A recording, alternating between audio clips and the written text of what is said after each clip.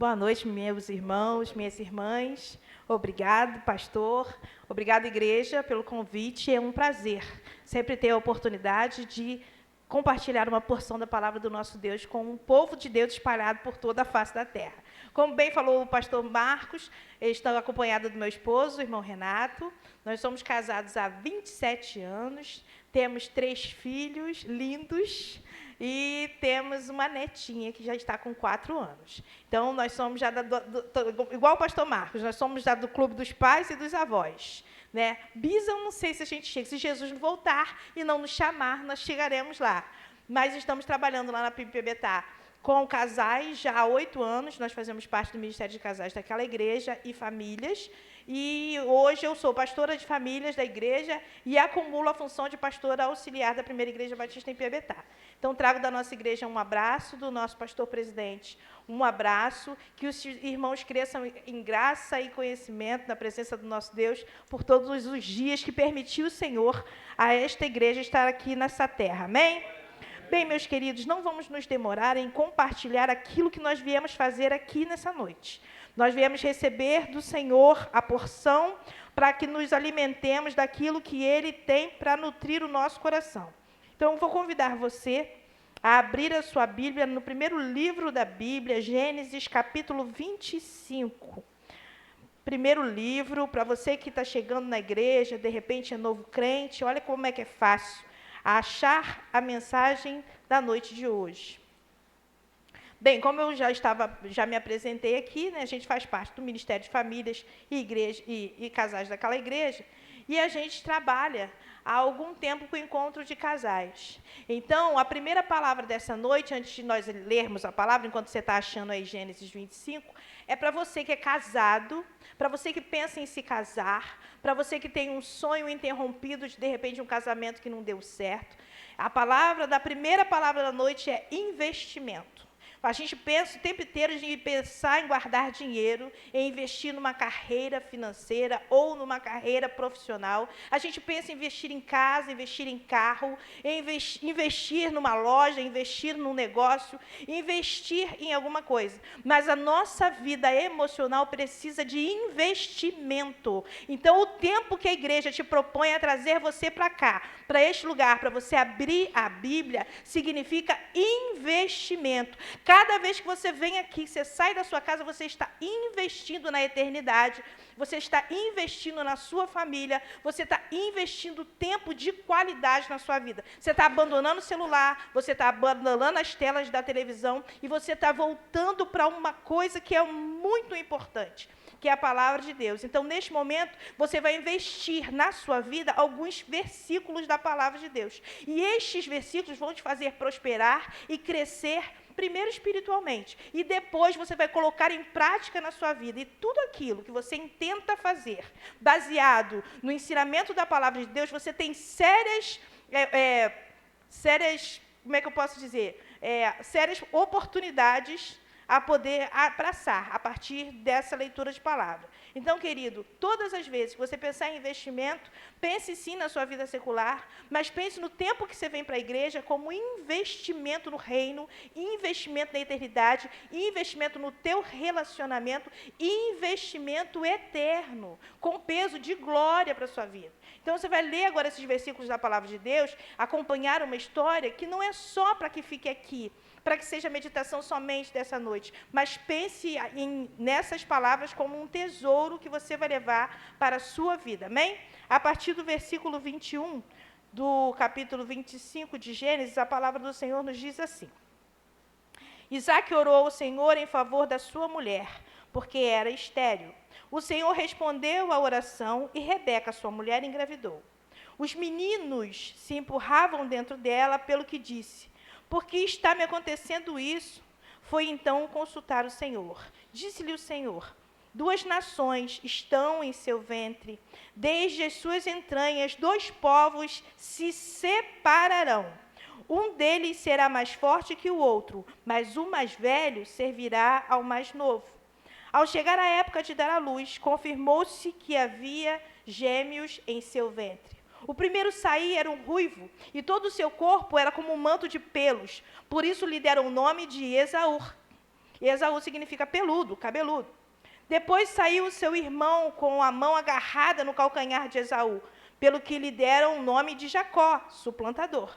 Tinha Isaque 60 anos de idade quando Rebeca os deu à luz. Os meninos cresceram, Esaú tornou-se caçador habilidoso e vivia percorrendo os campos, ao passo que Jacó cuidava do rebanho e vivia nas tendas.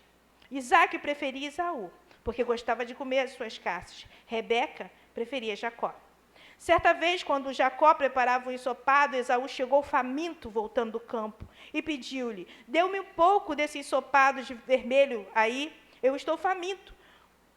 Por isso também ele foi chamado de Edom. Respondeu-lhe Jacó: venda-me primeiro o seu direito do filho mais velho. Disse Esaú: estou quase morrendo, de que me vale esse direito? Jacó, porém, insistiu: jure primeiro. Ele fez um juramento, vendendo o seu direito de filho mais velho a Jacó. Então Jacó serviu a Esaú pão com ensopado de lentilhas. Ele comeu e bebeu, levantou-se e foi. Assim, Esaú desprezou o seu direito de filho mais velho. Vamos orar? Senhor, eis aqui a tua palavra, eis aqui o teu povo. Fala-nos, Senhor, nesta noite, precisamos te ouvir.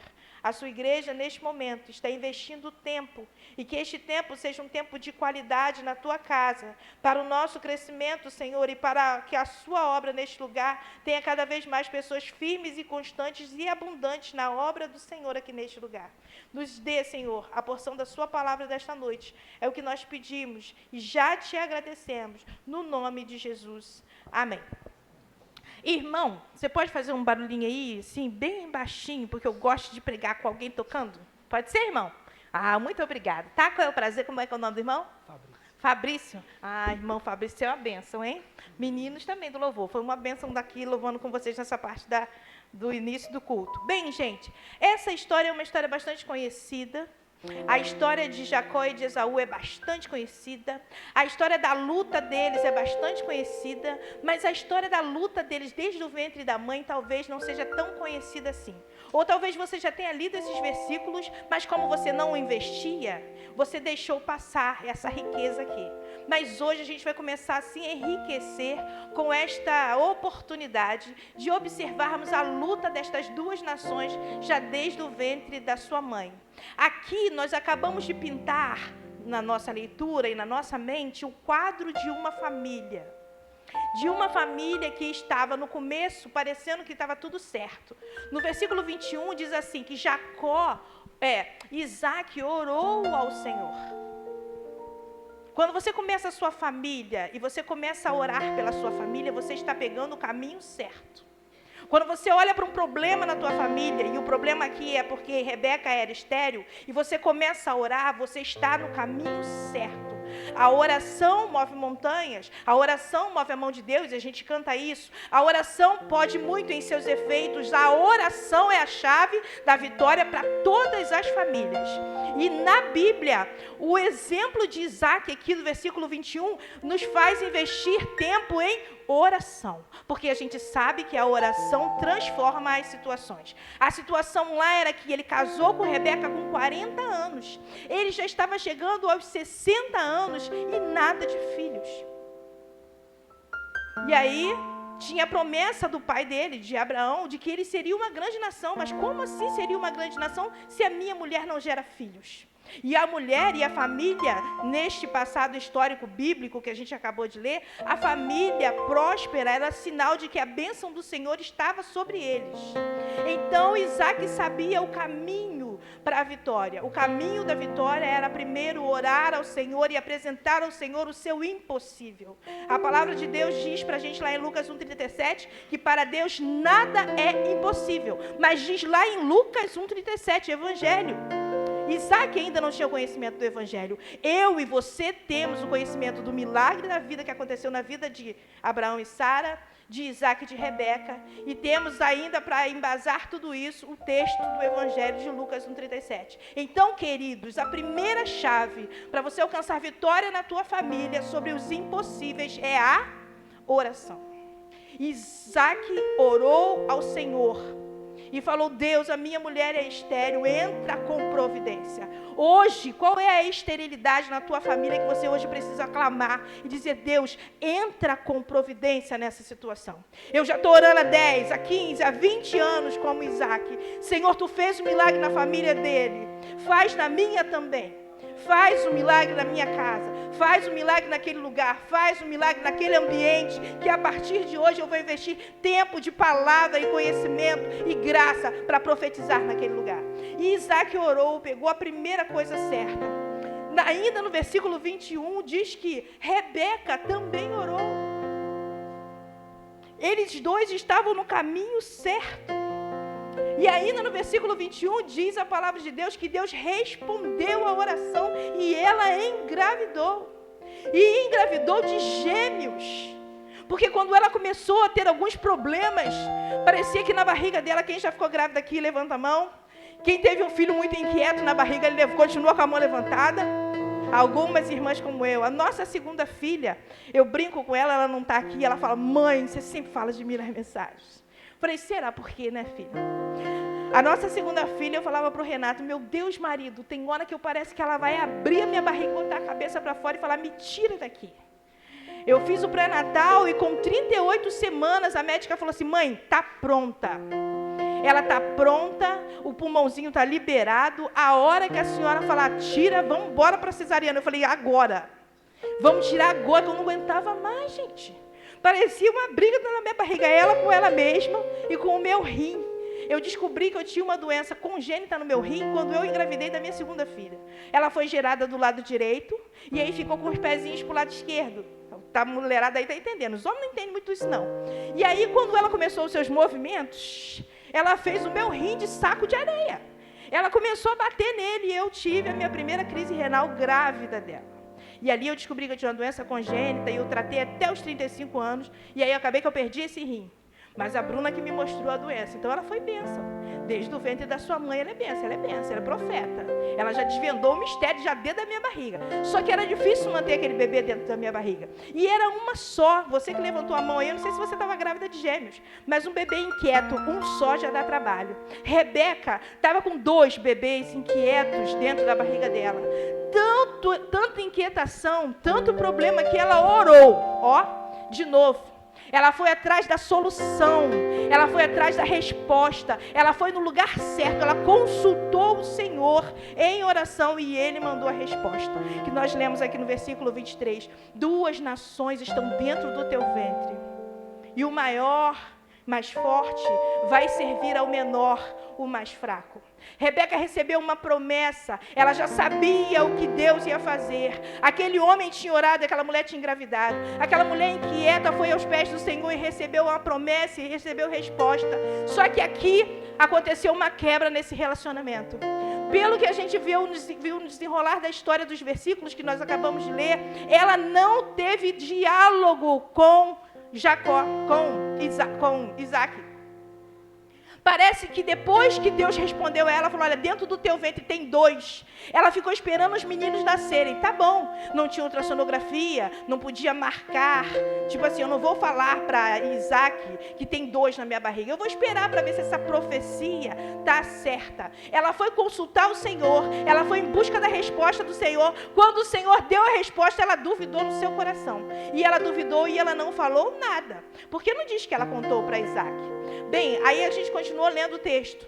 Diz no texto que aí sim, cumpriu-se o tempo, nasceu-se os meninos.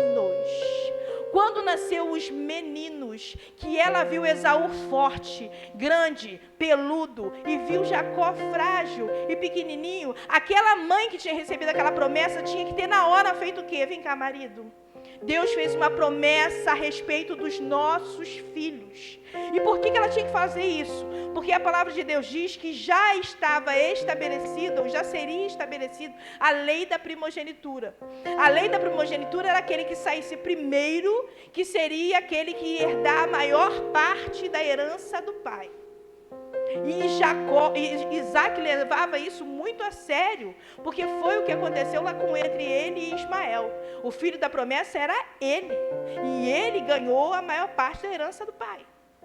Enfim, aquela mulher na alegria de ter aquelas crianças, ou talvez no medo de confrontar, porque as mulheres não podiam ensinar, as mulheres não podiam falar para os seus maridos de que Deus de repente tinha falado direto com elas, era um outro tempo, era uma outra situação, que talvez, Isaac ia virar para ela e falar, mas espera aí, Deus falou com você, por que ele não falou comigo? Ela, com medo de ser confrontada na sua fé, ela fechou a sua boca, viu aqueles 2 meninos nascerem exatamente como a profecia tinha conseguido falar com ela, comunicar a ela claramente. Ela trancou a sua boca e aqueles meninos cresceram.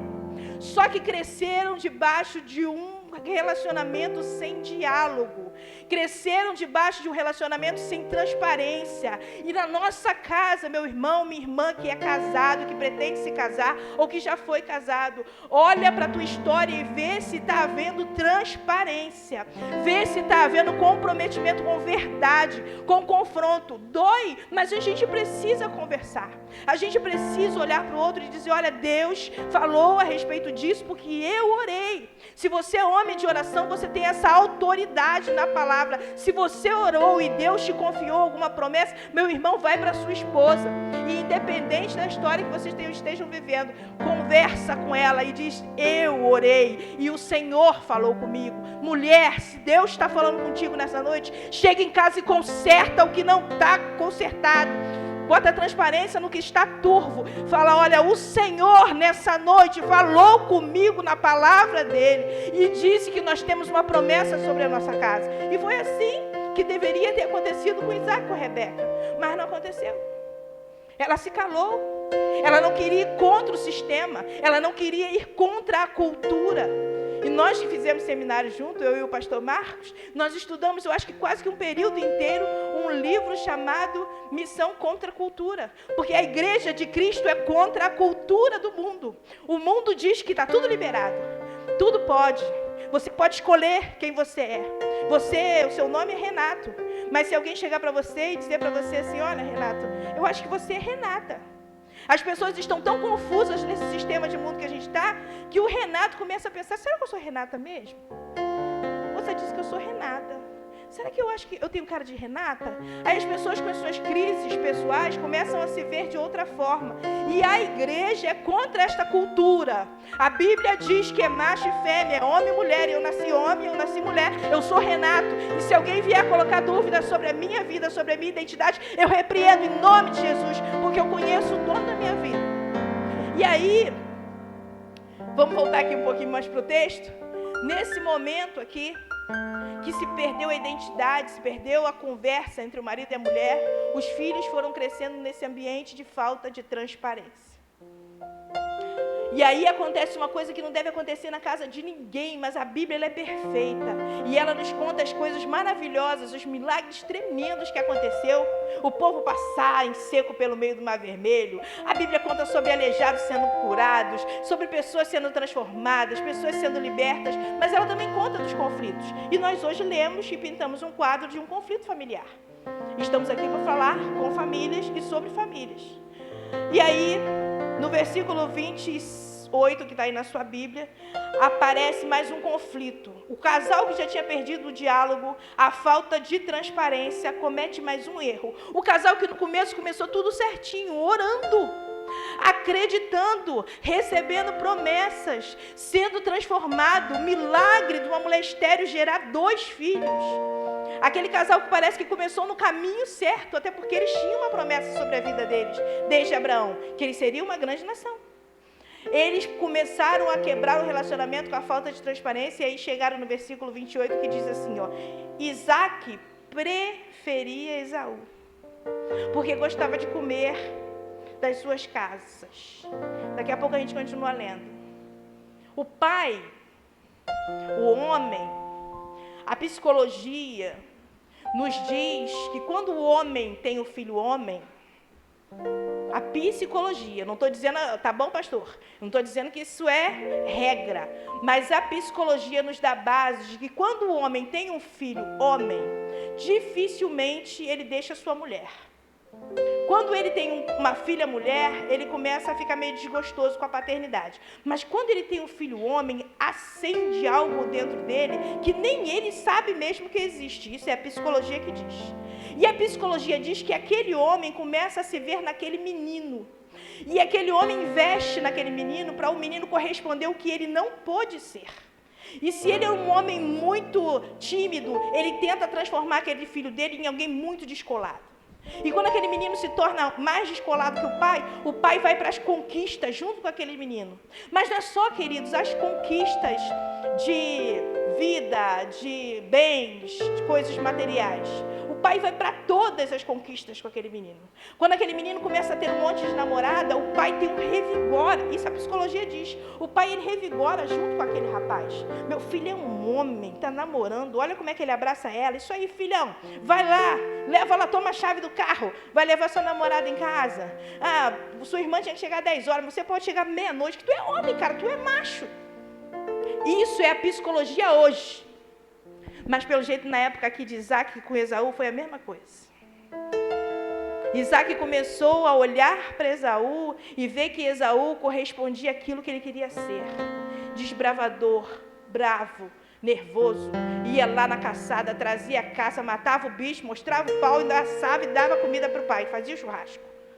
Isaac foi uma realização pessoal, Esaú foi uma realização pessoal para Isaac. E aí, nós lemos no versículo 28 que, por causa disso, Isaac preferia a Esaú. Porque ele correspondia e ele ainda botava na conta de Esaú a primogenitura. Por isso que ele nasceu primeiro. Bravo, nervoso, forte. Esse é o cara. Esaú grandão, vermelho, né? Eu imagino, ruivo, né? Todo cheio de pelos. O pai devia olhar para ele e falar, nossa, esse menino aí, o Senhor realmente me abençoou. Mandou para nós praticamente um colega de Sansão. Porém, a Bíblia continua a dizer sobre esse conflito, no versículo 28 ainda, depois do ponto e vírgula, pelo menos aqui na minha versão, que é NVI, diz assim, Rebeca preferia Jacó. Rebeca sabia, na promessa que foi feita a ela lá no versículo 23, de que o maior serviria o menor. Rebeca tinha uma promessa que dentro da barriga dela tinha 2 reinos já em separação. E ela sabia que fatalmente na casa dela, em algum momento, aqueles filhos dela iam cada um para o seu lado. Rebeca sabia. Rebeca tinha mais afinidade com Jacó, porque a palavra de Deus diz que Rebeca, lá no início, era pastora de ovelhas do seu pai. E aqui, nesse contexto, Jacó era pastor de ovelhas do seu pai. Jacó, vamos supor, puxou Rebeca.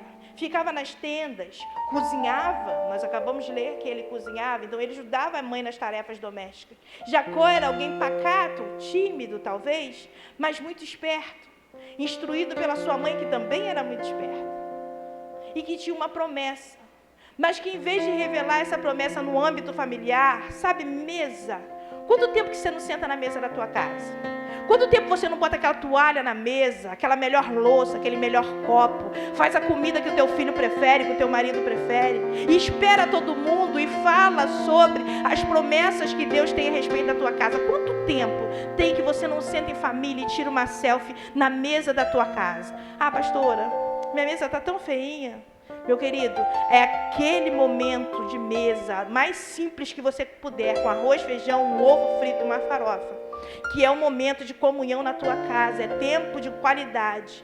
Nesse tempo aqui que a gente está falando da Bíblia, Rebeca teve a oportunidade de juntar os 4 e falar sobre as promessas de Deus, e amenizar os conflitos, e contar a verdade, e tirar a nuvem dos pensamentos dos filhos dela e do marido dela. Mas ela preferiu não fazer. Ela foi no cantinho e ela conversou com Jacó. E aí diz, continuamos aqui a história, que um certo dia chegou Esaú do campo, cansado de caçar e de repente não encontrar nada, e encontrou seu irmão cozinhando. E quando ele encontrou seu irmão cozinhando, ele fez a proposta: me dá um prato dessa comida aí que você está fazendo. E Jacó, sorrateiramente, Antes de ele ter o seu nome trocado para Israel, ele tinha um nome bem feio, né? Aquele que era sorrateiro, aquele que era suplantador, aquele que era usurpador. Ele foi de uma maneira sorrateira e usurpou a primogenitura do seu irmão. Ele virou: eu te dou, mas me dá o direito de ser filho mais velho? Me dá os teus direitos para mim? E Esaú, que era todo arrojado, todo forte, todo empoderado, vamos usar a palavra que a gente hoje está ouvindo muito por aí, ele pensou: eu vou viver pela força do meu braço, eu não preciso dessa primogenitura. Nós, às vezes, nos comportamos como Esaú na carreira da nossa vida. Nós temos uma promessa sobre as nossas vidas, nós temos um pai e uma mãe que apostou em nós, nós temos pessoas que investiram em nós, mas chega um momento que a gente está tão cheio de si, tão em si mesmado, que a gente acha que pode viver sem Deus, que acha que pode viver sem promessa, acha que pode abrir mão da família, acha que posso viver sozinho. Foi isso que Esaú falou: eu estou cansado, eu estou com fome, eu estou ligando, para que me serve essa primogenitura se eu estou morrendo de fome? Vocês estão entendendo? Ele abriu mão da bênção, ele abriu mão da responsabilidade de ser filho mais velho. E aí Jacó sorrateiramente ofereceu, fez ele jurar, ele jurou. A Bíblia diz que ele foi lá, jurou que dava para ele o direito de ser filho mais velho, ou primogênito, comeu, bebeu, levantou e foi embora. Agora você pensa comigo, você tem 2 filhos. No contexto do Brasil não, mas todo pai e toda mãe sabe, quem tem mais que um filho, como é o caso do meu, que a gente tem um filho que vai cuidar ou que já cuida de nós de alguma forma. Eu brinco sempre com a minha filha do meio, né? Que foi a mais levada, desde a barriga. Até hoje é a mais brava. Eu acho que até o Marcos sabe, de tanto pastor Marcos, tanto falar de Bruna lá no seminário, pedir oração. Né? Mas hoje, se a gente cai doente, é a primeira que chega lá em casa. É casada, tem empresa, tem trabalho, tem faculdade, tem curso, porque ela é assim, proativa, ela faz 1001 coisas. Ela parece um brombril, aquela garota. É agitada desde a barriga. Mas quando a gente cai doente, ela é a primeira que chega. Se o irmão dá um espirro lá no quartel, ela liga para nós e fala: o meu irmão espirrou. Como é que você sabe, minha filha? Eu sei, eu vou trazer um monte de remédio, eu vou deixar aqui esperando por ele. E aí, nas famílias do passado, era assim: o primogênito, ele tinha a responsabilidade, junto com a maior parte da herança que ele ganhava, dos bens do pai, ele tinha a responsabilidade de cuidar da família. Na Bíblia, primogenitura não tem nada a ver só com a maior parte da herança do dinheiro, não. Tem a ver com a perpetuação do nome e do cuidado da família. É ele quem ficaria responsável por cuidar da mãe, dos irmãos, dos servos, administrar os bens, defender a terra e proteger o nome do pai para a posteridade. Esaú não abriu mão, queridos, só de uma herança financeira, não. Ele abriu mão da responsabilidade que todo primogênito tinha que ter. E da honra que todo primogênito tem. Quem é primogênito aqui? Quem é primeiro filho? Levanta a mão aí para eu conhecer. Eu sou. Meninas também. É, isso aí. Então, nós que somos primogênitos, no passado bíblico, nós tínhamos o direito, sim, a maior parte da herança, meu irmão e minha irmã que levantou a mão. Mas a nossa responsabilidade também era grande. Porque junto da nossa primogenitura havia um peso de transformar a família do nosso pai em algo próspero para as próximas gerações, para que o nome do nosso pai não fosse apagado dos anais da história. Cuidaríamos da nossa mãe. E quando Rebeca viu aqueles meninos crescerem, quando Rebeca viu Esaú abrir mão da sua primogenitura, da responsabilidade por um prato de lentilha, foi que ela foi, no decorrer da história, e fez aquela história de vestir ele de pelos e aparecer diante do pai. Porque uma mãe sabe o filho que pode contar. Você, meu irmão, que está sentado aqui, você, minha irmã, é uma filha, é um filho que o teu pai e a tua mãe pode contar? Você tem honrado o Deus dos teus pais? Você tem levado em conta as promessas feitas a partir da tua família? Você tem levado em conta os votos que você fez no altar, diante do Senhor, quando você contraiu o teu matrimônio? Você tem assumido a primogenitura de alguém que é responsável? Porque culto de família é confronto. Dói, mas você imagina o quanto doeu no coração de Rebeca ver o seu filho mais velho, mais forte, se casar com 2 mulheres cananitas.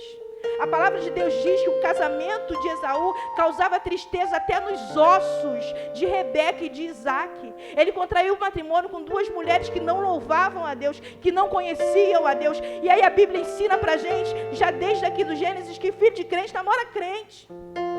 Para evitar dor e sofrimento no teu osso, pai e mãe, abre o olho.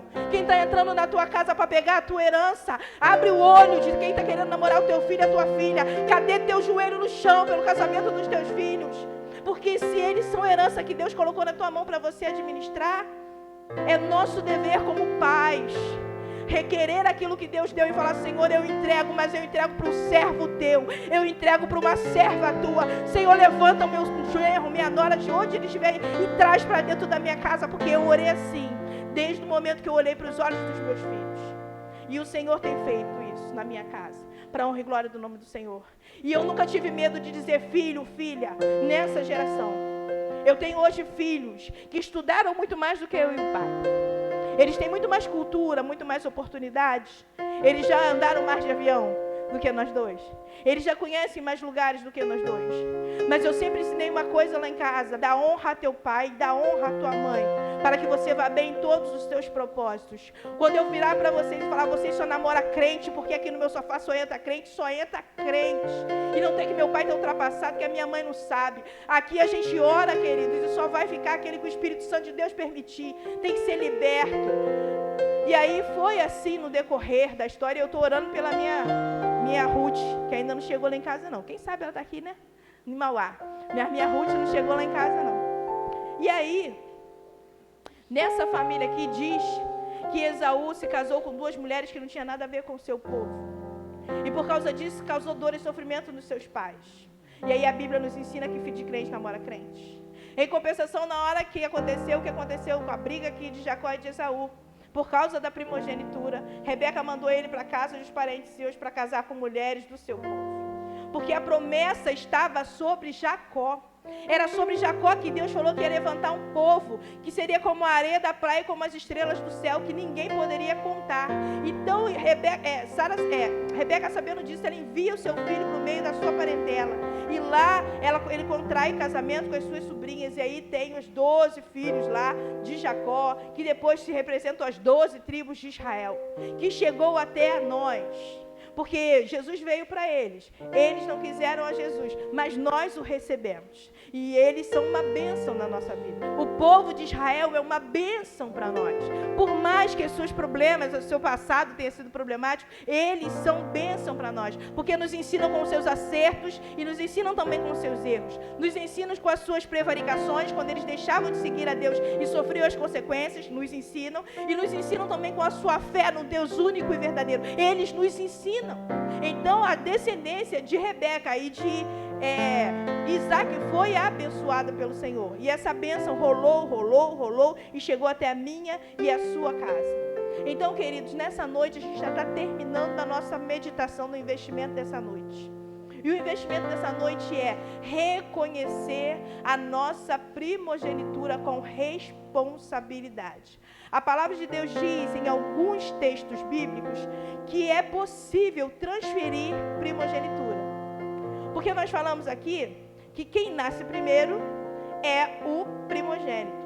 Porém, na palavra de Deus, nós temos alguns exemplos que falam sobre a transferência de primogenitura. Por exemplo, lá no livro de Crônicas, no 1 Crônicas capítulo 5, versículo 1 e 2, fala sobre a transferência que Jacó fez sobre a vida de Rúben. Rúben era o primeiro filho nascido homem de Jacó. Deveria ser o primogênito, aquele que ficaria com a maior parte da herança e com o cuidado da mãe e dos irmãos. Porém, porque ele deitou-se com uma das concubinas do seu pai, ele perdeu o direito à primogenitura. Então, a primogenitura pode ser trocada. Não quer dizer que se você nasceu segundo filho, terceiro filho, que você pode não ter a unção da primogenitura. Talvez sobre a tua vida, meu irmão, que é 13º filho, que é o caso do meu marido.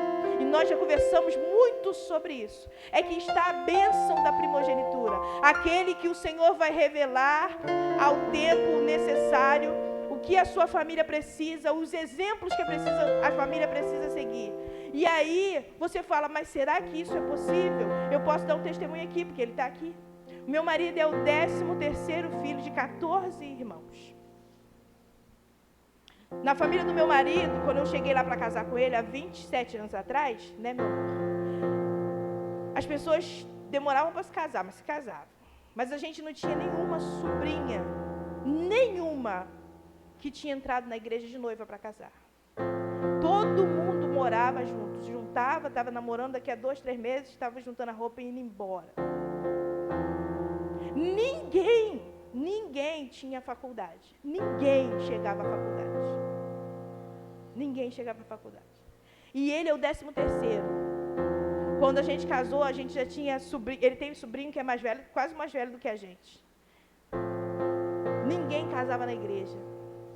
Ninguém tinha faculdade. Ninguém tinha habilitação. Ninguém tinha carro. Ninguém. Nasceu o primeiro filho e são 9 homens. Dos 14, 9 são homens. Desses filhos todos, a família do meu marido foi vindo e cada uma geração que crescia, que nascia, se esperava mudança. Se esperava melhora e ela não vinha. Se esperava mudança no comportamento dos filhos e não vinha. E aí até que a gente casou. E aí a gente casou. E a gente começou a plantar sonhos. Eu comecei a plantar sonhos com ele na família dele. Porque isso na minha família era uma realidade. Casamentos, faculdades, carreira militar, carro, casa, viagens. Na minha família isso era uma realidade. Mas na família do meu marido não acontecia. E eu comecei a plantar sonhos com ele.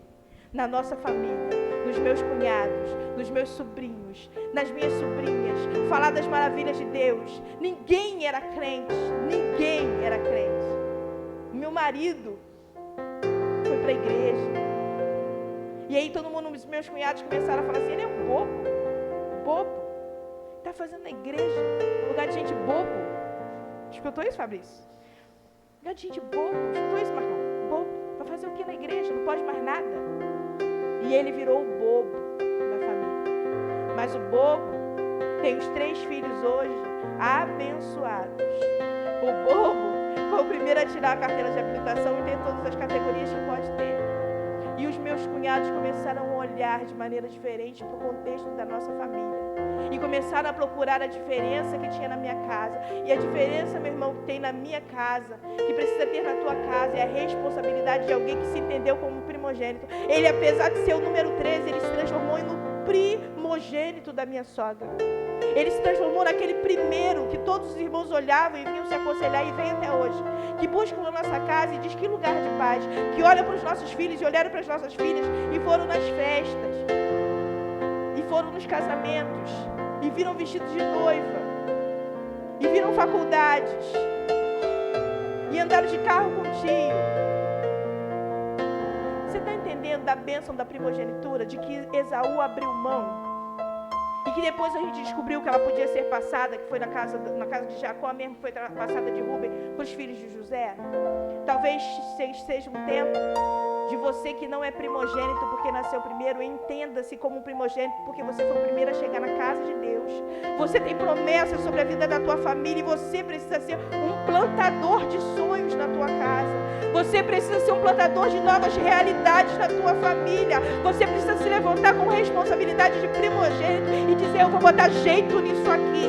Eu vou romper com as alianças passadas. Eu vou dizer não para o misticismo. Eu vou dizer não para os casamentos quebrados. Eu vou dizer não para o divórcio. Eu vou dizer não para o aborto. Eu vou dizer não até que alguém olhe para mim e pare de me chamar de crente bobo e veja que em mim existe uma luz que vai mudar a história e as situações. O Senhor Jesus, tudo aponta para Ele. Ele é o primogênito do Pai. Ele deixou de ser o filho unigênito, como a Bíblia diz lá em João 3,16, para se transformar no primogênito de muitos irmãos. A partir dele, da responsabilidade de Cristo na cruz por mim e por você, que nos fez irmãos, nos fez prósperos e próximos pelo seu sangue, que nós estamos reunidos aqui hoje. É o apontar de uma história como essa, de que alguém que não era primogênito, mas tinha promessa, que nos leva a Cristo, que Ele sim é o primogênito do Pai. Apesar de filho único, Ele se entregou, se esvaziou de quem Ele era, se fez carne, habitou entre nós e se transformou no nosso primeiro irmão. Me fez irmã com Ele, mesmo eu sendo gentia e pecadora. Ele se deu por mim e por você, pela minha e pela sua família. Ele plantou sonhos em mim, plantou sonhos no meu marido, e hoje nós temos uma família abençoada. Quase todos os meus cunhados hoje estão na presença do Senhor, para a glória do Senhor. Posso ouvir um amém? As minhas sobrinhas estão fazendo faculdade, amém? Os meus sobrinhos são habilitados, amém? E tudo isso das mãos de alguém que acreditou na promessa. E não só acreditou, ele investiu. Lembra que eu falei de investimento? Meu marido investiu. Ele tirou dinheiro lá de casa, com o meu consentimento. Tá ouvindo, mulher? Pega essa aí. Para investir nos sonhos que eu ajudei ele a plantar. Ele tirou dinheiro da minha casa e bancou para os meus sobrinhos, para os meus cunhados, a possibilidade de andarem conforme a lei, de cabeça erguida, como homens e mulheres que não devem nada a ninguém perante a lei. Ele bancou para mostrar a diferença. E foi nisso que nós ganhamos a nossa família para Cristo. No testemunho, nada encoberto, nada sem transparência, tudo sentado à mesa, tudo ele olhando para mim e falando para mim, vamos fazer, dá para fazer, e a gente plantando sonhos com os nossos sobrinhos, chamando gente para a nossa mesa. Na nossa casa ele mandou para minha felicidade fazer uma mesa de 10 lugares, e aquela mesa nunca está vazia, ela está sempre completa, com os nossos 3 filhos do coração, do ventre, mais os 2 do coração, meus genros, minha nora, que o nosso filho caçula, que é solteiro, que não é nosso filho de sangue, mas é filho de coração, já está noivo, a nossa neta.